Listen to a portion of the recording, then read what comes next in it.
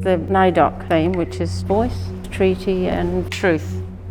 My way of talking about that is the land and land rights and culture, language, which I think, cannot be separated. That's why Aboriginal people weren't allowed to speak their language, because there's certain names for certain things that just can't be translated into another language.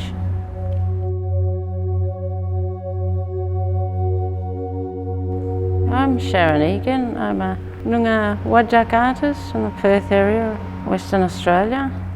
And I've been doing some experimenting with balga resin. So in Noongar culture, it's used for shelter, medicine, glue for holding things together. Like it's the original fiberglass. Yeah, so some of this has been hundreds of years old. The idea of it being so ancient, maybe my ancestors walked past these same pieces that we're using. So I've got a deep respect for it. Because of the transparency, you can get different reds, oranges to dark browns to dark reds, depending where you get the resin from. I've just found that out from grinding pieces of resin up and then finding that they're quite different in colour. Some I've collected and some other people have had collections of them. So I sort of started experimenting with the resins in about 1999. Started in the printmaking room at Curtin Uni, working with bitumen and shellac and the printer's ink and all that lovely stuff that was in there. I was terrible at printmaking, but I liked all the stuff that they used. I like mixing all the things that you're not supposed to. Oil and water. Oils, charcoal, ink, methylated spirits. Yeah, so this is quite therapeutic and a bit mesmerising and meditative. So you tend to work quite intuitively. You're like, oh, look, I'll just put a piece over here and go and bother this piece. It's laying there nicely. Yeah, it's hard to leave it alone. That's why I call it bothering it. In Noongar culture, they didn't use dots and they didn't really do paintings as such. And even the spears and shields and boomerangs, they weren't highly decorated, they were just beautifully crafted. They were known for their beautiful shapes.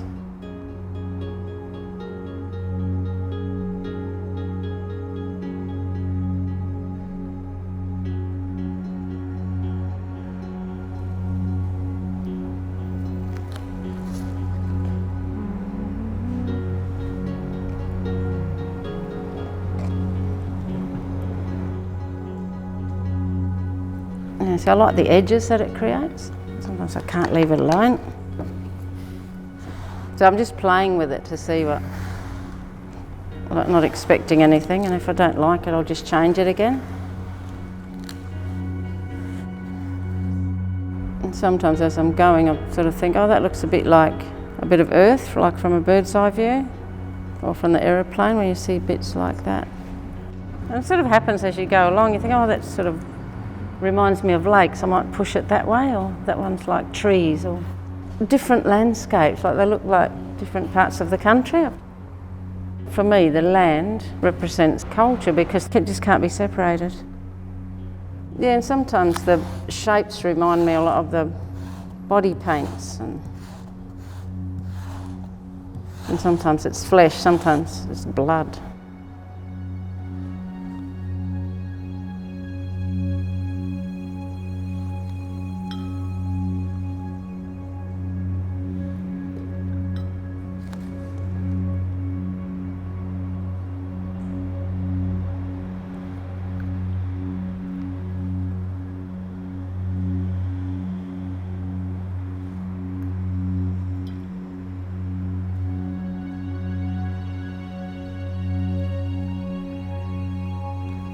So working in glass is quite new. I've done it once before, but not on glass. I've done the designs that were printed onto glass. The balga resin lends itself so nicely to that medium. You can imagine it being absolutely beautiful in the space that it's going in.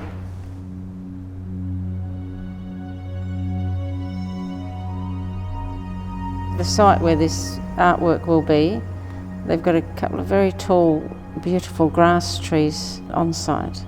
So hopefully they will relate to each other.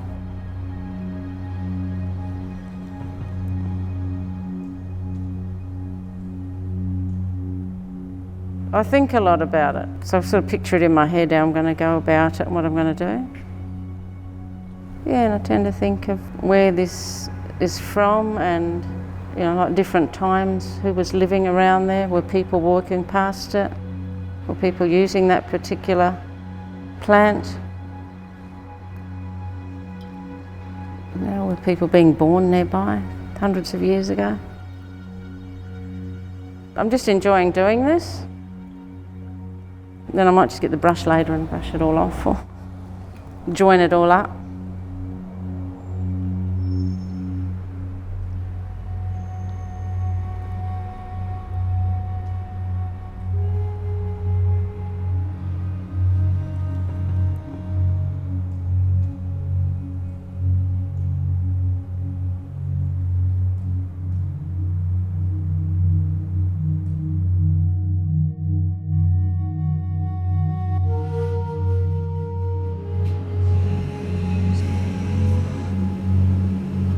So the kind of work that I do is mostly this sort of stuff that becomes part of the building. So integrated work, things that are collaborations with architects and builders, and I bring another kind of artistic design sensibility to it.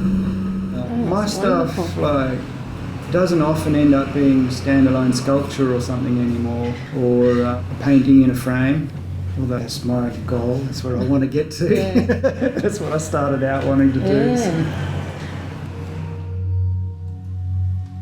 This software is not really... For me, collaboration is often where I do my best work because it forces me to consider things from perspectives that aren't my own and to bring sensibilities to the process that aren't my own.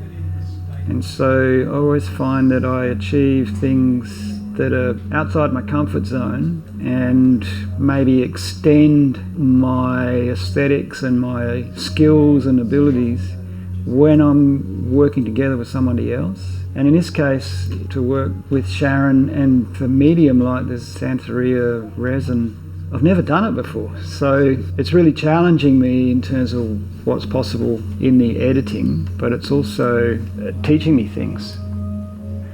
I've worked for Indigenous artists before, essentially being a technician, but I've never worked collaboratively with an Indigenous artist before, and I've never really had the exposure or the opportunity, which is kind of ironic because my family in the 60s were school teachers in mission schools in places like Fitzroy Crossing and Forest River Mission and Wyndham. And so for me, this is a way into a process of understanding a little bit more about things like connection to country and Aboriginal stories. So to work with Sharyn, it's a nice way back into those connections.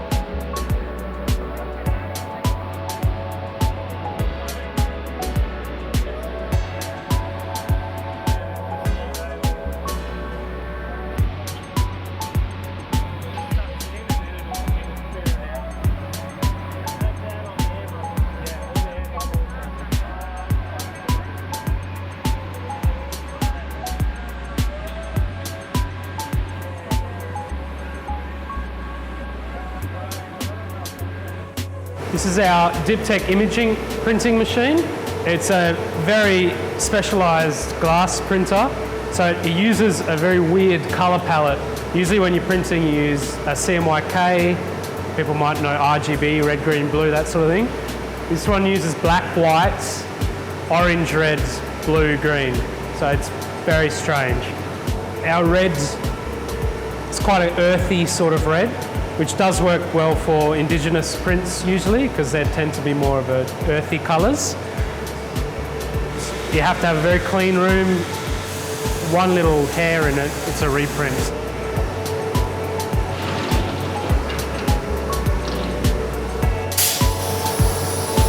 So the printer can do 2.8 by 4.3, so it can go really, really big. Very rarely do we do panels that big, because if you're doing a facade like this, they usually get broken up. So this one probably take 10 to 15 minutes to print. Prints with the ceramic ink, then it'll go through the oven and dry. Then when it goes through and gets furnaced, it essentially becomes part of the glass. Can't scratch it off at all. It's so hard. You've got a 25-year warranty on it. It's not coming off. When we do the printing, when it's wet, it looks quite similar. Once it goes through the oven and dries, it drops all the colour out almost. It looks really faded. So that's why we always have to do a sample, because you look at it on the computer, it looks like that, but it actually has to go through and get furnaced before we can know.